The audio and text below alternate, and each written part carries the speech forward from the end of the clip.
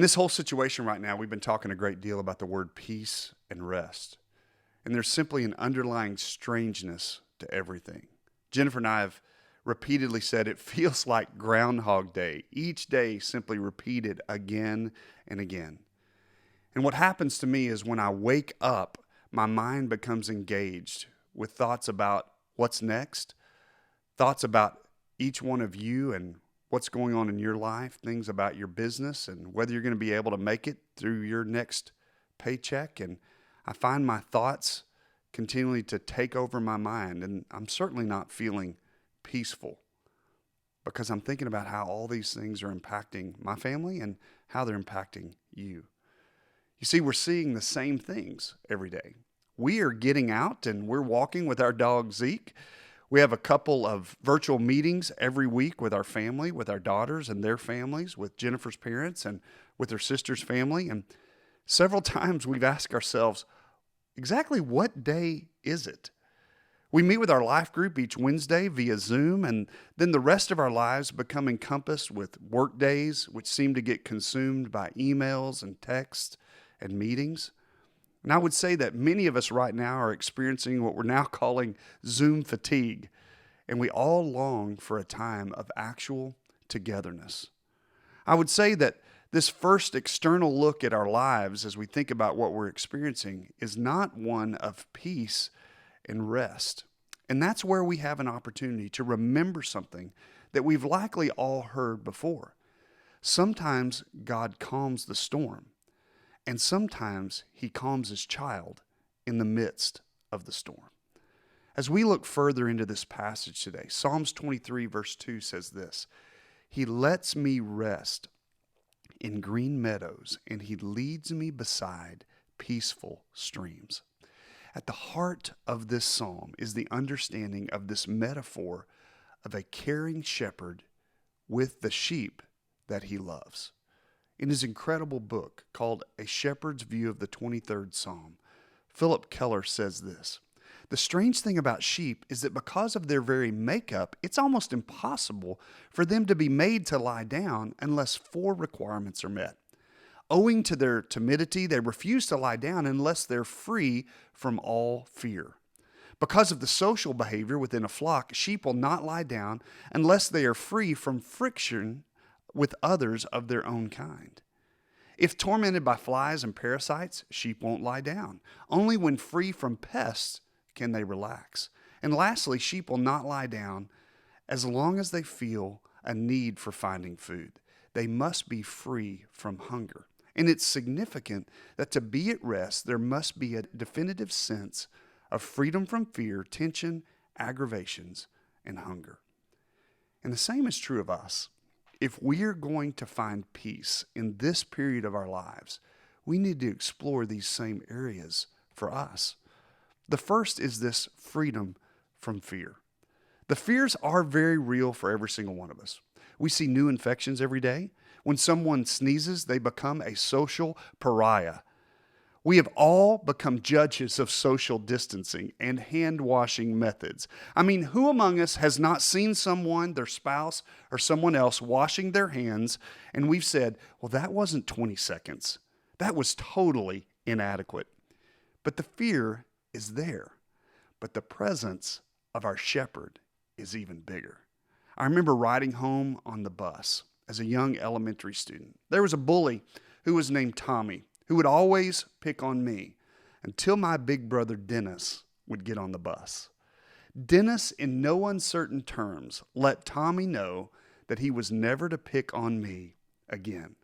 Because although it appeared that I might be by myself, the bus would soon arrive at his school, and Tommy would have to deal with him.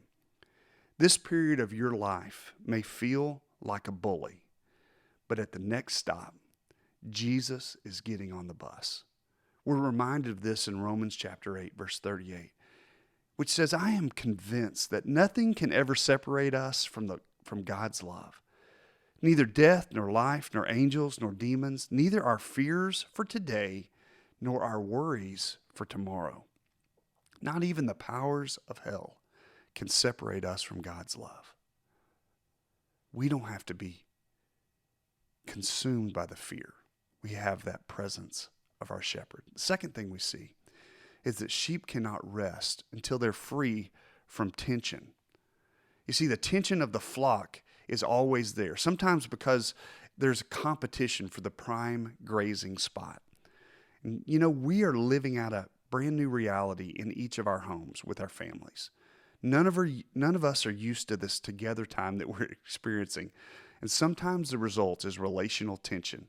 And the truth is that every one of us seeks some type of control over our schedules and even our ability to get outside, because that seems to bring us solace. However, right now is a time where we must relinquish the control of many of the things that we're typically in control of. Others of you are dealing with the tension of being by yourselves. I have an uncle right now who's living in a nursing home, and I called him recently to check in with him. And he said his only interaction is to keep his door open to see the nurses who come by his room. But during this time, he cannot even leave his room. So you see, many of you are experiencing the tension of this time simply created by your own isolation. But the answer is still the same. It's the presence of our peaceful shepherd. When Jesus comes to reside in us, it's then that our attitude within this crisis does not have to be generated by all the turmoil that's around us, but it can come from the fact that our shepherd is present in our lives, and he wants to calm our heart in the midst of our own present storm. What's the tension that you face right now, and how can you begin to release control to your shepherd who wants to calm you from the inside out? The third area is simply freedom from all the aggravations of life. Now, these are things that are normal in everyday life. These situations would likely not bother us at all, but because of the pressure of the finances, the pressure of the isolation, or the pressure of simply a lack of normalcy, small things seem to be much bigger. For instance, for me right now, I am missing my haircut.